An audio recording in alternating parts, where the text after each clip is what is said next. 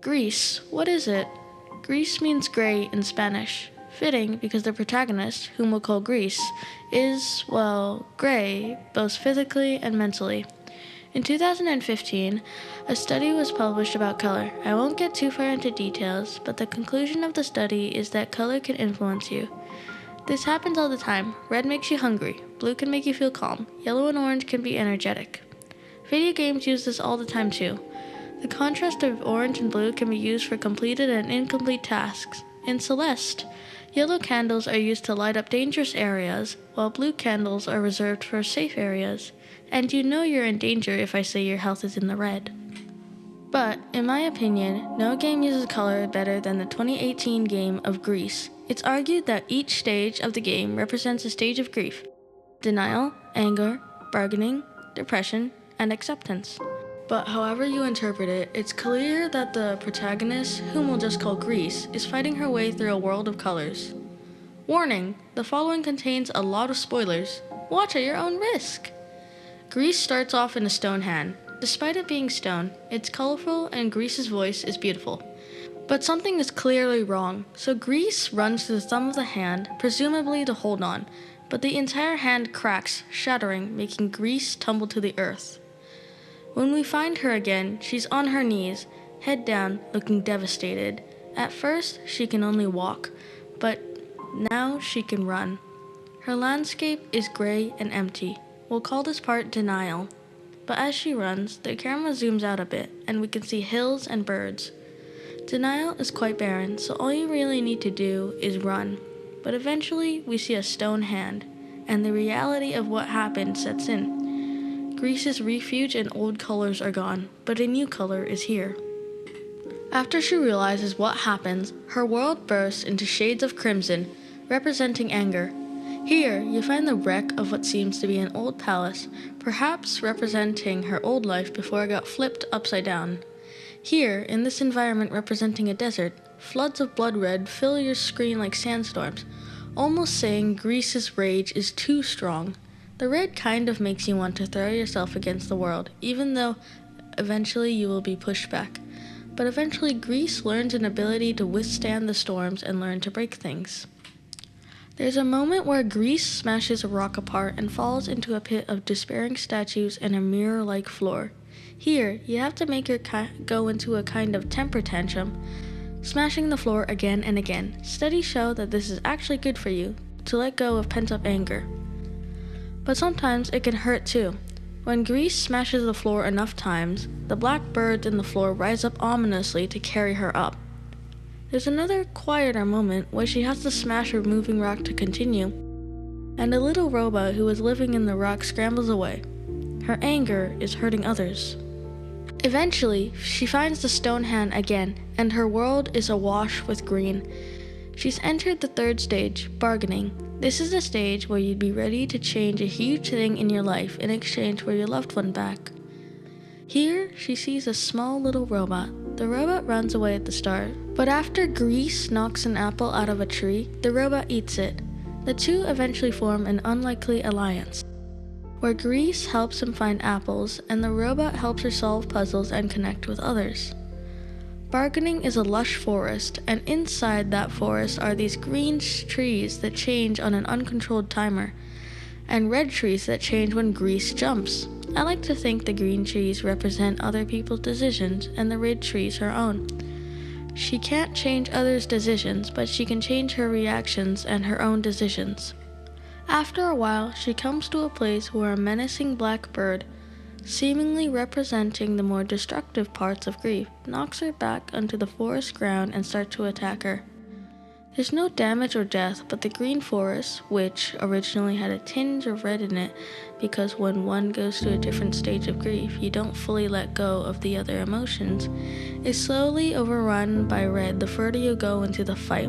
The only way to defeat the monster is to ward it off with giant bells, and even so, it's not fully gone.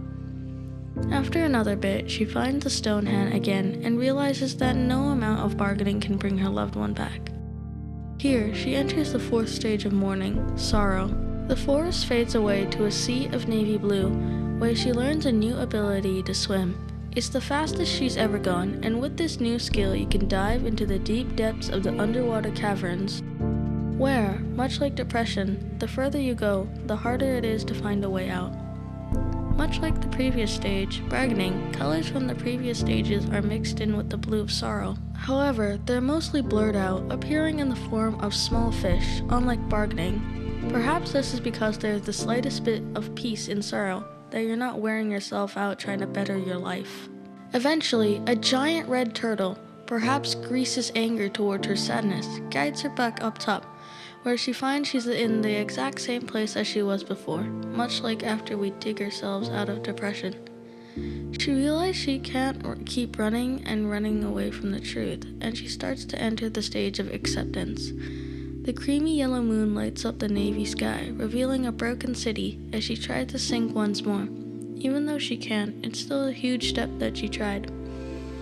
But acceptance isn't immediate. It's a journey where acceptance comes in bits and pieces.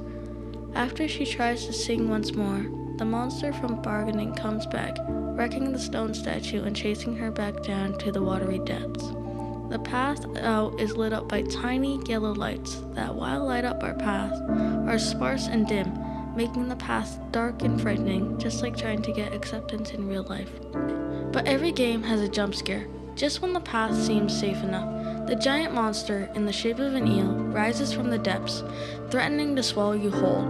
Even as you swim fast as you can, the eel threatens to outrun you. Just when you think your fate is sealed, the red turtle appears from before and absolutely obliterates the monster, showing that perhaps our anger can make us claw our way out of misery's rule. Eventually, she climbs steps that lead her to the upside-down city, where we see how all the colors and emotions from past and present stages work together.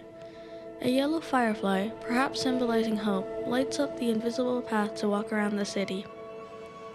The colors of past stages are scattered around areas where you might have to use the abilities you learned in past stages.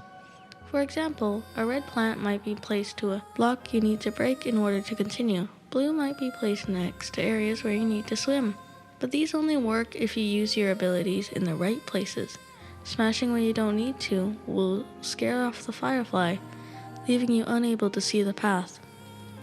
When someone you love dies, it can really feel like your whole world is turned upside down. Greece takes this quite literally, mainly because the entire city is upside down. You have to turn it right side up, once Greece learns how to sing again. But even once it's turned right side up, it's still wrecked. Acceptance isn't things returning back to normal. It's accepting how they are and knowing you can't fix everything. The 5 stages of grief, also known as the Elisabeth Kubler model, is not without controversy, mainly because it suggests that there is a right way to cope with grief. But Greece provides a wonderfully messy way to show the model. The transitions between stage to stage aren't straightforward, and the stages sort of blend in together. And the path through the stage itself isn't straightforward either, which is exactly what happens when the monster returns, sucking up all the colors and leaving her world black and white. And even when she's sinking in an ocean of black, she still decides to sing. The reason is unknown, but I like to think she's singing because she knows everything's going to be okay. She makes it out of the monster and into a world very similar to where she first started. She finds the statue of the one she lost and hugs it tearfully. She gives the statue a farewell kiss and climbs up into the stars, knowing that the one she lost still loves her even in death. Knowing this can make her grieving easier, that we are still loved even when our loved ones are gone and our world is tipped over. Knowing that, even in a world where everything feels unfamiliar, that there is one constant in a world of variables. Have you ever lost a loved one? How did you feel? Did you feel like Greece?